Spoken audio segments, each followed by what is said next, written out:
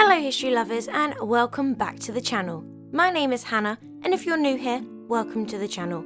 And today we are going to explore all of the Tudor princes. Now the people on this list are the male descendants of King Henry VII and Elizabeth of York, the first Tudor monarchs, and are therefore males who have a claim to the English throne and have English royal blood, even if they are not necessarily titled as or technically are princes. One caveat is that I won't be including illegitimate children, so people like Henry Fitzroy unfortunately have not made the list, as these are all legitimate male heirs. The other caveat that I have placed on this video is that everyone on this list was born before the death of the last Tudor monarch, Queen Elizabeth I, on the 24th of March 1603. I'm going to try and make this list as logical as possible. In the last episode I looked at the sons of King Henry VII and Queen Elizabeth of York, as well as the sons of King Henry VIII. Today I will be looking at the descendants of Henry and Elizabeth's eldest daughter, Margaret Tudor, Queen of Scotland. King James I of England and 6th of Scotland. James Stuart was born on the 19th of June 1566 at Edinburgh Castle to parents Queen Mary I of Scotland and Henry Stuart, Lord Darnley. He had a claim to both the English and Scottish throne through his parents and was their only child. Less than a year after James was born, his father was killed in an explosion.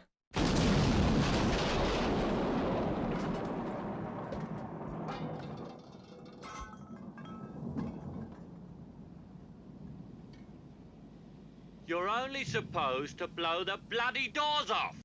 That was almost certainly, definitely, planned by his mother. His mother Mary later annoyed her subjects and nobles when she married the Earl of Bothwell, the man many thought to be Darnley's murderer, so quickly after Lord Darnley's death, which sparked a rebellion. As a consequence, she was ousted in favour of her infant James and confined to Lochleven Castle. Following her escape, Mary sought refuge in England, where Elizabeth I decided to keep her cousin in captivity. Captivity makes her sound like an animal. She was placed under house arrest. She was a prisoner, okay? James ascended to the throne as King of Scots at a mere 13 months old, never having the opportunity to see his mother again, and likely having no memory of her. James did not inherit his mother's renowned Stuart charm. Subjected to a rigorous Scots Calvinist upbringing, he underwent an intense educational regimen administered by his tutors, showcasing notable intelligence from an early age. The Earl and Countess of Mar were entrusted with his care, to be conserved, nursed, and upbrought in security of Stirling Castle. At 13 months old, he was crowned King of Scotland, and his coronation was conducted by Adam Bothwell, the Bishop of Orkney, on the 29th of July, 1567. During the years of James's childhood, Scotland was governed by 4 consecutive regents. His initial regent was James Stuart, Earl of Moray, his mother's illegitimate half-brother, who would later fall victim to an assassination plotted by James Hamilton of Bothwell Hugh, a loyal supporter of Mary. Moray met his demise when Hamilton fatally shot him with a carbine from a window. At the tender age of 5, James witnessed the lifeless body of his second regent, his paternal grandfather, Matthew Stuart, Earl of Lennox, being carried past him. Raised under the care of those aligned with his mother's adversaries, James was instilled with the perception that Mary was an adulteress, a Jezebel, and a murderer responsible for his father's death. Reaching his majority in 1583, the king assumed sole rule over Scotland, with a keen eye on the succession to the English throne. He entered into a league with Elizabeth I in 1586 and accepted a pension from her. Accounts vary regarding James's actual response to the execution of his mother in 1587. Some reports suggest that upon learning the news, he retired sadly to bed without supper, while others claim he expressed joy at being the sole monarch of Scotland. Officially, he made nominal protests to safeguard his reputation, assured the English Queen that his mother's unfortunate execution need not impact Scotland's long-term relations with England. In 1589, James entered marriage negotiations with Anne of Denmark, a 14-year-old, tall, fair-haired daughter of Frederick II. The marriage was conducted by proxy at Kronborg Castle in Oslo, Norway. Anne set sail for Scotland, but was compelled by storms to land on the Norwegian coast. Upon learning of the abandoned crossing, James, accompanied by a substantial entourage, sailed from Leith to personally escort Anne to Scotland. They were formally wed at the Bishop's Palace in Oslo on the 23rd of November. After sojourns at Elsinore and Copenhagen and a meeting with his new in-laws, James returned to Scotland with his bride on the 1st of May 1590. Initially infatuated, James treated Anne with patience and affection during the early years of their marriage. From 1601, during the final years of Elizabeth I's reign, English politicians, particularly Elizabeth's chief minister Sir Robert Cecil, engaged in correspondence with James to pave the way for his smooth transition to the English throne. When Queen Elizabeth I passed away in 1603, James ascended the English throne peacefully at the age of 37, based on his lineage from Margaret Tudor, King Henry VII's eldest daughter. On the 5th of April, James departed Edinburgh for London, making a leisurely southward progression. Along the way, his new English subjects treated him to extravagant hospitality, and James marvelled at the wealth of his new kingdom, remarking that he was swapping a stony couch for a deep feather bed. Staying at Cecil's residence, Theobald's in Hertfordshire, he reached London after Queen Elizabeth's funeral. However, the English people's initial impressions of their new sovereign were not favourable. James's coarse and often vulgar sense of humour did not resonate well with the refined English court. James later sought to vindicate the memory of his mother. Shortly after ascending the English throne, he had her remains relocated from Peterborough to Westminster Abbey, where he provided a magnificent white marble tomb. He defended her reputation, condemning his tutor, George Buchanan, for libelling his mother, and denouncing her half-brother, James, Earl of Moray, as that treacherous and illegitimate bastard who unnaturally rebelled and procured the ruin of his own sovereign and sister. However, James's true feelings towards the mother he had never seen since infancy remains unknown. 2 years into his reign, the Gunpowder Plot came to light.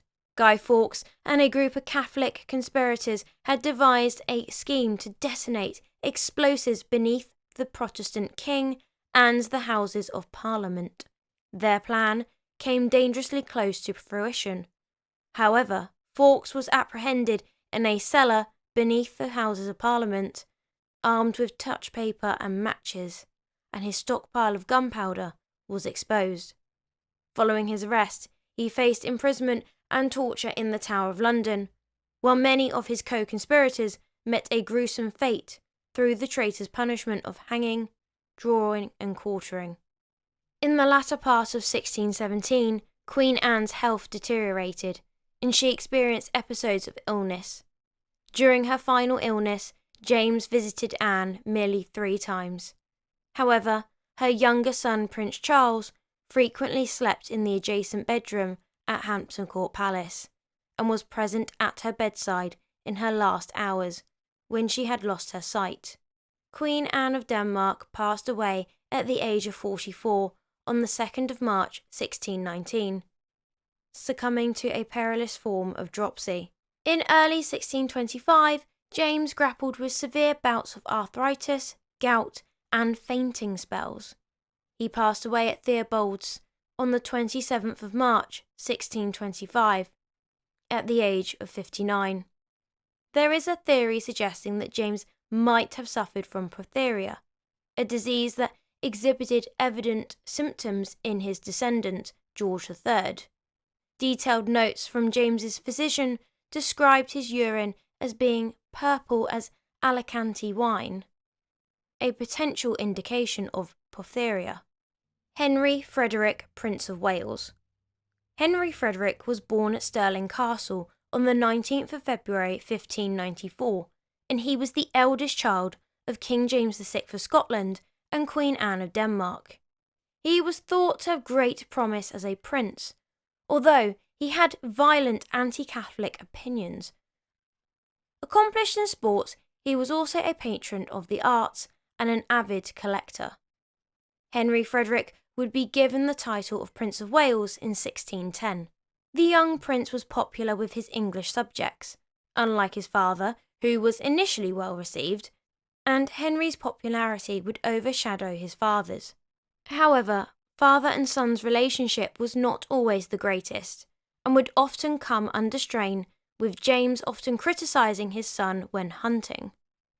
Henry wasn't much nicer to his younger brother Charles either, often teasing him about the expectation of Charles becoming a man of the faith. Charles would allegedly become so upset that he would cry. Henry Frederick looked promising as an heir to the throne. Unfortunately, he followed the same fate as the previous Prince of Wales, Arthur Tudor, and died while still a teenager. It is believed that Henry died from typhoid fever at the age of 18. Prince Henry's early death was seen as a tragedy for England. Charles Carleton related that few heirs to the English throne have been as widely and deeply mourned as Prince Henry. His body lay in state at St. James's Palace for 4 weeks. On the 7th of December, over 1,000 people walked in the mile-long cortege to Westminster Abbey to hear the 2-hour sermon delivered by the Archbishop of Canterbury. Prince Charles, the new heir to the throne, fell ill after Henry's death, but attended the funeral as chief mourner. James I, who detested funerals, refused to attend. King Charles I. Born in Fife on the 19th of November 1600, Charles was the second son of James VI of Scotland and Anne of Denmark. Following the death of Elizabeth I in 1603, Charles's father James ascended to the throne of England and Ireland. The untimely demise of Charles's older brother Henry in 1612 elevated him to the position of heir to the throne. In 1625, Charles assumed the role of king upon his father's death, marking the beginning of his reign. A mere 3 months into his rule, he married Henrietta Maria of France. Their marriage was a happy one that produced 5 surviving children. Only problem was, she was a Catholic. Upon his succession, Charles continued and arguably strengthened his friendship with his father's male favourite, George Villiers, Duke of Buckingham. This friendship was very unpopular as the Duke of Buckingham used his influence on the king against the nobility like he had with the previous king. Buckingham would be assassinated 3 years later in 1628. Charles I grappled persistently with parliamentary disputes, exacerbated by the financial strains incurred through overseas conflicts. His pronounced inclination towards high Anglican worship, coupled with his wife's Catholic affliction, evoked suspicion, particularly among the Puritans. The dissolution of Parliament 3 times between 1625 and 1629 reflected attempts to navigate the ensuing tensions. In 1629, Charles I chose to disband Parliament entirely, opting for solitary rule. This decision, driven by the imperative to generate revenue independent of parliamentary approval, significantly contributed to his declining popularity. The upheaval in Scotland, triggered by Charles's imposition of a new prayer book, marked the termination of his direct rule. Compelled to convene Parliament to secure funds for the Scottish conflict, tensions escalated in November 1641 due to disputes over leadership in quelling the Irish uprising. Charles's attempt to have 5 Parliament members arrested heightened the strain. Subsequently, on the 22nd of August 1642, at Nottingham, Charles erected the Royal Standard. summoning loyal subjects to support him. Oxford was designated as the king's capital during the war, marking the commencement of the Civil War. The Battle of Edge Hill in October 1642 indicated that early in the conflict the fighting was evenly matched. In broad terms, Charles maintained control over the north, west and southwest of the country, while Parliament held London, East Anglia and the southwest. However, pockets of resistance were scattered throughout, ranging from solitary garrisons to entire cities. In May 1646, Charles entrusted himself to the Scottish army, which later handed him over to the English Parliament after 9 months in exchange for overdue payment.